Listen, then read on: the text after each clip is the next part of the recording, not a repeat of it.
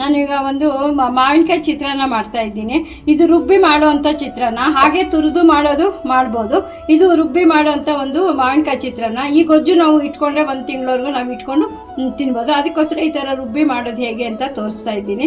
ನೀವು ಎಲ್ಲರೂ ಮಾಡಿ ತಿಂದು ನೋಡಿ. Thank you. ನಾನೀಗ ಒಂದು ತೋತಾಪುರಿ ಮಾವಿನಕಾಯಿ ತಗೊಂಡಿದ್ದೀನಿ. ಇದರಲ್ಲಿ ತುಂಬ ಹುಳಿನೂ ಇರಲ್ಲ. ಇದು ತುಂಬಾ ಚಿತ್ರಾನ್ನಕ್ಕೆ ಇದು ಚೆನ್ನಾಗಾಗತ್ತೆ. ನಾನು ಇದನ್ನು ಹೇಗೆ ಮಾಡ್ತೀನಿ ಅಂದರೆ ಮದುವೆಯಾಗಿ ತೊಳೆದಿದ್ದೀನಿ. ಇದನ್ನು ತುರ್ಕೊಂಬಿಟ್ಟು ಆಮೇಲೆ ಹೇಗೆ ಮಾಡೋ ಅಂಥ ವಿಧಾನ ನಾನು ತೋರಿಸ್ಕೊಡ್ತೀನಿ. ಈಗ ಸೀಸನಬಲ್ಲು ರೈಸ್ ಅಂತ ಹೇಳ್ಬೋದು.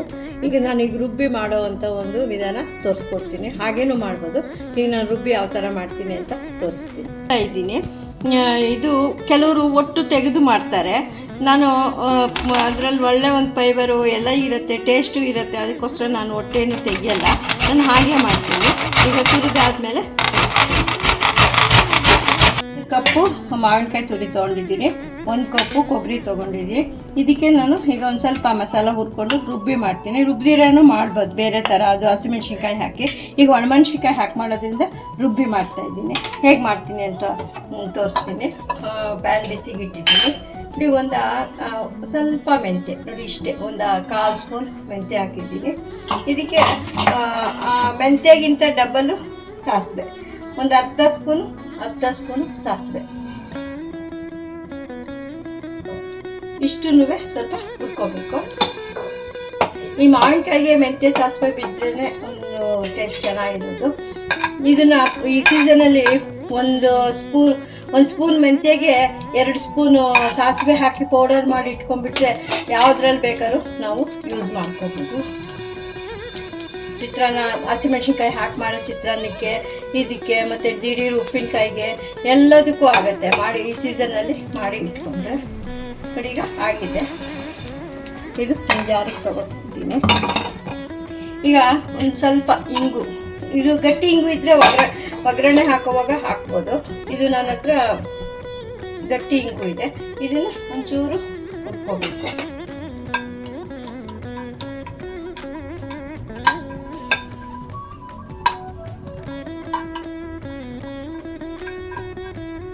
ಹುರ್ಕೋತಾ ಇದ್ದಂಗೆ ಇದಕ್ಕೆ ಒಂದು ಖಾರ ಇರೋವಂಥ ಮೆಣಸಿನ್ಕಾಯಿ, ಒಂದು 6-7 ಮೆಣಸಿನ್ಕಾಯಿ ತೊಗೊಂಡಿದ್ದೀನಿ. ಇದು ಖಾರ ಇರೋವಂಥದ್ದು ಒಂದು 6-7 ಬ್ಯಾಡಗಿ ಮೆಣಸಿನ್ಕಾಯಿ, ಕಲ್ಲರ್ಗೋಸ್ಕರ ಇದು ಟೇಸ್ಟು ಚೆನ್ನಾಗಿ ಬರುತ್ತೆ. ಬ್ಯಾಡಗಿ ಮೆಣಸಿನ್ಕಾಯಿ ತೊಗೊಂಡಿದ್ದೀನಿ. ಇಲ್ಲ ಅನ್ನೋರು ಬರೀ ಮಾಮೂಲು ಮೆಣಸಿನ್ಕಾಯಿ ಹಾಕ್ಕೋಬೋದು.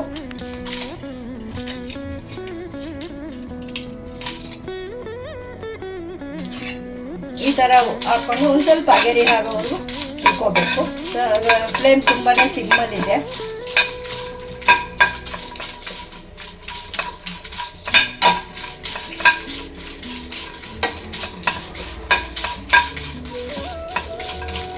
ಈ ರುಬ್ಬಿ ಮಾಡೋದೇನು ಅಂದರೆ ನೀವು ಒಂದು 8-10 ದಿವಸ ಬೇಕಾದ್ರೆ ಇಟ್ಕೊಂಡು ತಿನ್ಬೋದು ಗೊಜ್ಜು. ನಾವು ಹಾಗೆ ಹಸಿಮೆಣ್ಸಿನ್ಕಾಯಿ ಒಗ್ಗರಣೆ ಹಾಕಿದ್ದು 1 ದಿವಸ ಅಷ್ಟೇ, 2 ದಿವಸ ಇರುತ್ತಷ್ಟೇ. ಇದು ನೀವು ಬೇಕಾದರೆ ಒಂದು 8-10 ದಿವಸ ಇಟ್ಕೊಂಡು ಯಾವಾಗ ಬೇಕೋ ಆವಾಗ ಕಲಸಿ ತಿನ್ಬೋದು. ಒಣಮೆಣ್ಸಿನ್ಕಾಯಿ ಹಾಕಿರ್ತೀವಿ. ನಾನು ರುಬ್ಬಿ ಹೇಗೆ ಮಾಡ್ತೀನಿ ಅಂತ ತೋರಿಸ್ತೀನಿ. ಈಗ ಸ್ವಲ್ಪ ಹುರಿದಿದ್ದಾಗಿದೆ, ಸಾಕಿಷ್ಟು ಹುರಿದ್ರೆ. ಈಗ ಇದನ್ನು ಒಂದು ಜಾರಿಗೆ ತೊಗೊಂಡ್ಬಿಡ್ತೀನಿ. ಈಗ ಮೆಂತ್ಯ ಸಾಸಿವೆ ಯಾವುದ್ರಲ್ಲಿ ತೊಗೊಂಡಿರೋ ಜಾರಲ್ಲೇ ಈಗ ತೊಗೋತಾ ಇದ್ದೀನಿ. ಮಿಕ್ಸಿಗೆ ಹಾಕಿ ಆಮೇಲೆ ತೋರಿಸ್ತೀನಿ.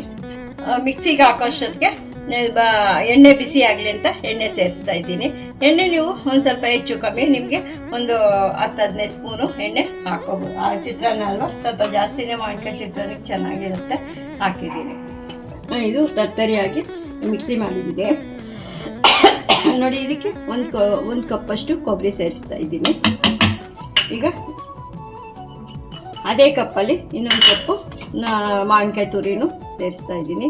ಇದು ಜಾಸ್ತಿ ಮಿಕ್ಸಿ ಮಾಡಬಾರ್ದು, ಸುಮ್ಮನೆ ಆ ಖಾರ ಎಲ್ಲ ಸೇರ್ಕೋಬೇಕಷ್ಟೆ. ಅಷ್ಟು ಮಿಕ್ಸಿ ಒಂದೇ ಒಂದು ರೌಂಡ್, ಪಲ್ಸ್ ಮೂಡಲ್ಲಿ 1-2 ರೌಂಡ್ ಹಾಕಿದ್ರೆ ಸಾಕು. ಈಗ ಸುಮ್ಮನೆ ಒಂದೇ ಒಂದು ರೌಂಡ್ ಅಷ್ಟೇ, ಜಾಸ್ತಿ ಹಾಕಿಲ್ಲ. ಅಷ್ಟು ಹಾಕಿದ್ರೆ ಸಾಕಾಗುತ್ತೆ. ಈಗ ನಾನು ಒಗ್ಗರಣೆ ಮಾಡೋದು ತೋರಿಸ್ತೀನಿ. ಎಣ್ಣೆ ಕಾದಿದೆ. ಈಗ ಕಡಲೆಕಾಯಿ ಬೀಜ ಹಾಕ್ತಿದ್ದೀನಿ. ನಿಮ್ಮ ಕಡಲೆಕಾಯಿ ಬೀಜ ನಿಮ್ಗೆ ಎಷ್ಟು ಬೇಕೋ ಅಷ್ಟು ಹಾಕ್ಕೋಬೋದು. ಸ್ವಲ್ಪ ಸಿಮ್ಮಲ್ಲೇ ಕಡಲೆಕಾಯಿ ಬೀಜನ ಹುರ್ಕೋಬೇಕು.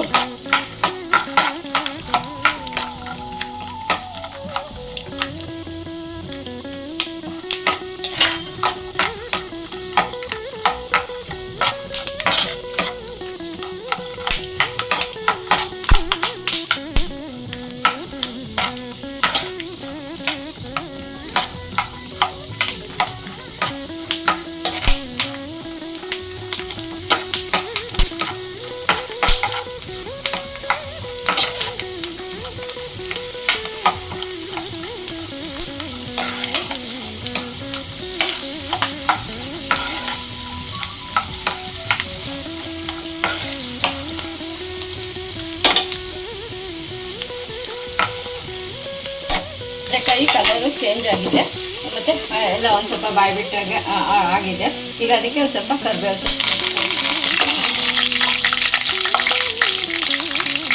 ಇದನ್ನು ಒಂದು ಬಟ್ಟಲಲ್ಲಿ ತೆಗೆದಿಟ್ಕೊಂಡಿರ್ತೀನಿ. ಇದು ಕಲಸೋವಾಗ ನಾವು ಅನ್ನ ಕಲಸೋವಾಗ ಹಾಕ್ಕೊಂಡ್ರೆ ಗರಿಗರಿ ಆಗಿರುತ್ತೆ. ಹೀಗೆ ಹಾಕಿದ್ರೆ ನಾವು ಒಂದು 2 ದಿವಸ ಇಟ್ಕೊಂಡಾಗೂ ಅದು ಮೆತ್ತಗಾಗಿಬಿಡುತ್ತೆ. ಅದಕ್ಕೋಸ್ಕರ ಒಂದು ಬಾಕ್ಸಲ್ಲಿ ತೆಗೆದಿಟ್ಕೊಂಡು ನಾವು ಅನ್ನ ಕಲಸೋವಾಗ ಕಲಿಸ್ಕೊಂಡ್ರೆ ಗರಿಗರಿಯಾಗಿ ತಿನ್ನೋಕ್ಕೆ ಚೆನ್ನಾಗಿರುತ್ತೆ. ಅದೇ ಎಣ್ಣೆಗೆ ಸಾಸಿವೆ ಹಾಕ್ತಾಯಿದ್ದೀನಿ.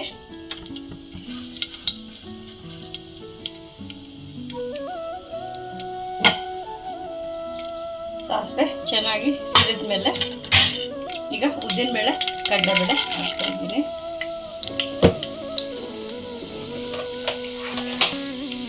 ಒಂದೇ ಒಂದು ಮೆಣಸಿನ್ಕಾಯಿ ಹಾಕಿದ್ದೀನಿ. ಕರಿಬೇವಿನ ಸೊಪ್ಪು ಆಗಲೇ ಒಂದು ಸ್ವಲ್ಪ ಹಾಕಿದ್ದೆ, ಈಗ ಒಂದು ಸ್ವಲ್ಪ ಕರಿಬೇವಿನ ಸೊಪ್ಪು ಸಿಮ್ಮಲ್ಲಿ ಇಟ್ಕೊಂಡು ನಾನಿವಾಗ ತತ್ತಿರಾಗಿ ರುಬ್ಕೊಂಡಿರೋಂಥ ಮಾವಿನಕಾಯಿ ಕೊಬ್ಬರಿ ಎಲ್ಲ ಈಗ ಸೇರಿಸ್ತಾ ಇದ್ದೀನಿ.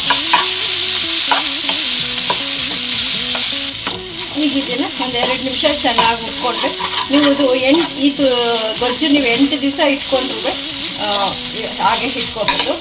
ಎಣ್ಣೆ ಸಾಲಿಲ್ಲ ಅಂದರೆ ಬೇಕಾದ್ರೆ ಹಸಿ ಎಣ್ಣೆನೂ ಈಗ ಹಾಕ್ಕೋಬೋದು ಬೇಕು ಅಂದವರು. ಈಗ ಎಷ್ಟೇ ಎಣ್ಣೆ ಸಾಕು ಅಂದರೆ ಇಷ್ಟೇ ಸಾಕು.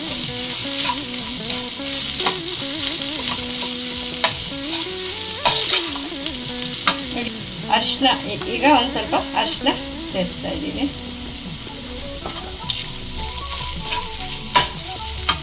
ಈಗ ಉಪ್ಪನ್ನು ಹಾಕ್ತಾ ಇದ್ದೀನಿ. ಉಪ್ಪು ನೋಡಿ ಸ್ವಲ್ಪ ಕಮ್ಮಿನೇ ಹಾಕ್ಕೊಂಡು ಆಮೇಲೆ ಬೇಕಾದ್ರೆ ಕಲಸೋವಾಗ ನಿಮ್ಗೆ ಎಷ್ಟು ಬೇಕೋ ಅಡ್ಜಸ್ಟ್ ಮಾಡ್ಕೋಬೋದು.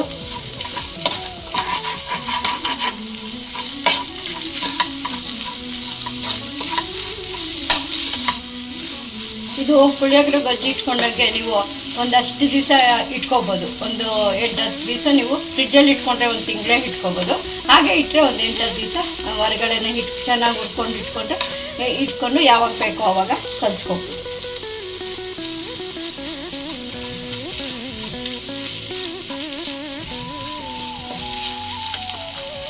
ಒಂದು 2-3 ನಿಮಿಷ ಚೆನ್ನಾಗಿ ಹುರ್ಕೋಬೇಕು.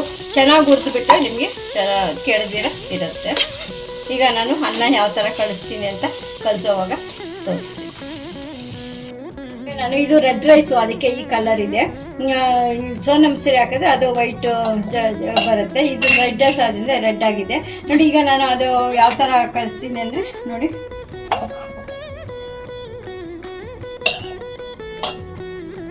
ಮತ್ತು ಈ ಕಡಲೆಕಾಯಿ ನಾನು ಹುರಿದಿಟ್ಕೊಂಡಿದ್ನೆಲ್ಲ ಅದು ಕಡಲೆಕಾಯಿ ಈಗ ನಿಮ್ಗೆ ಎಷ್ಟು ಬೇಕೋ ಅಷ್ಟು ಸೇರಿಸ್ಕೋಬೋದು. ಮಿಕ್ಕಿದ್ದು ಇನ್ನೊಂದು ಸತಿ ಕಲಸೋವಾಗ ಸೇರಿಸ್ಕೋಬೋದು.